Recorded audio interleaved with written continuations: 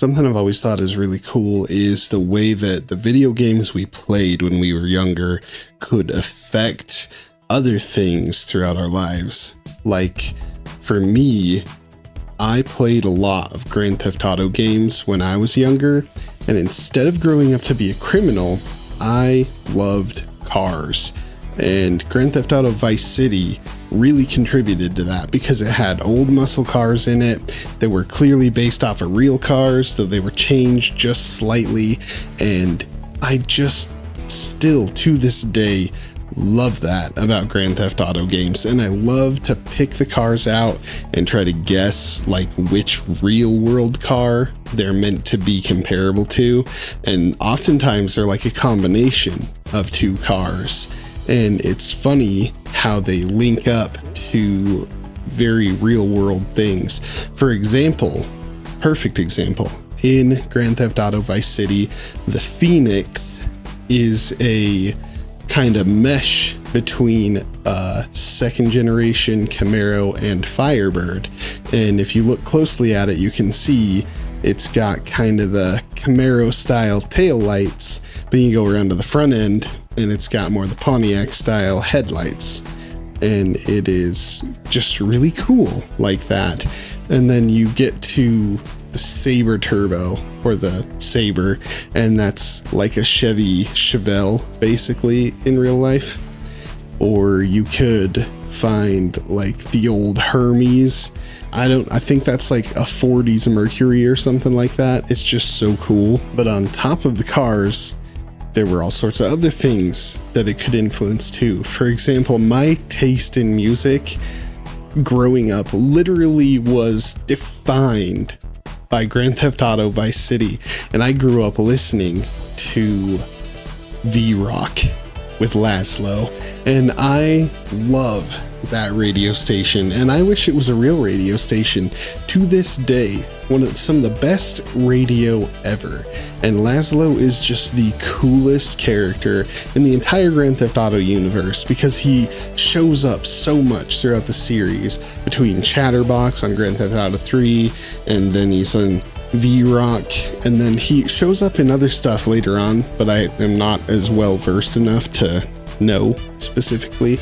But regardless though, the music from Vice City, whether it's Ozzy Osbourne, or Slayer, or Iron Maiden, or Anthrax, I mean, I just loved that stuff growing up. And then, of course, Grand Theft Auto San Andreas came out, and I was already into rock music at the time, but like only like the 70s and 80s rock music. And then I started listening to Radio X on San Andreas, and I heard Rage Against the Machine and Soundgarden and all sorts of other like really great bands, Alice in Chains. Just such a good soundtrack. And it's a shame that I can't play any of it here in this video because I'll get absolutely hosed by the industry if I do. Or, I don't know, I think now they just take your money from your video, and I don't make any money anyways, so whatever, have at it. But yeah, these games were just, they were top notch. There were a few other games that had good soundtracks and stuff, but they weren't as good. For example, Gran Turismo 3, I have it sitting on the shelf right over there. I learned about Turbo Lover from Judas Priest, and that's how I got into Judas Priest. And I learned She Sells Sanctuary by The Cult from that game. 99 Red Balloons, obviously the cover of 99 Left Balloons by Goldfinger. Such a good song. I learned about Megadeth from True Crime Streets of LA because it's got Peace Sells on it, which is probably I don't know if it's my favorite Megadeth album, but it was my first, and it's very near and dear to my heart. I adore that album. And also, hot take, Megadeth is better than Metallica. Just a fact. They're not as well known, but oftentimes in the world of music, the more technically better music is not necessarily the better selling music. Shamefully. I had listened to a variety of Rolling Stones songs but I had not heard Paint It Black until I played Twisted Metal Black, and I love that song to this day. I actually have that song on my phone. I have like an acoustic cover of it. I have a metal cover of it, and they're all super good. And it's all just from, you know, playing a game back in the day.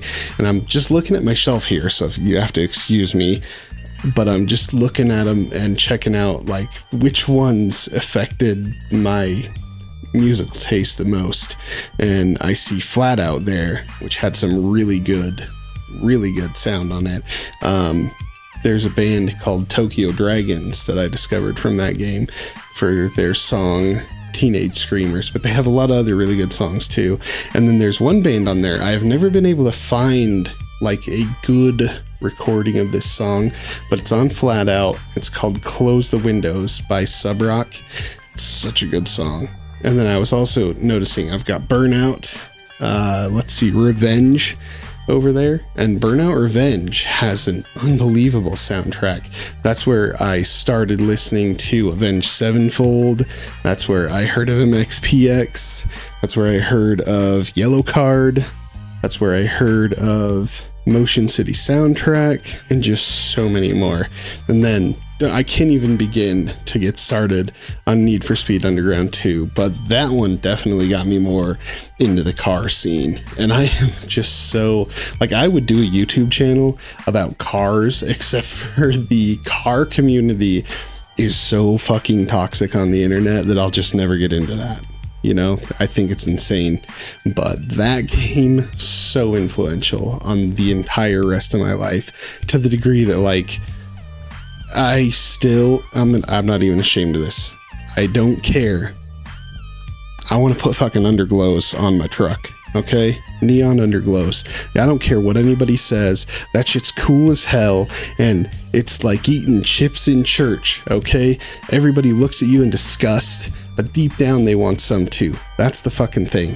They are cool. I don't care what anybody says. But anyways, so I just I've been, you know, kind of just going through this whole like nostalgia thing lately, and I have such a strong nostalgic attachment to music and old cars and stuff, and I kind of put together that I developed all of that from playing video games. So I thought I'd just make a little video to talk about that and, you know, share a bit.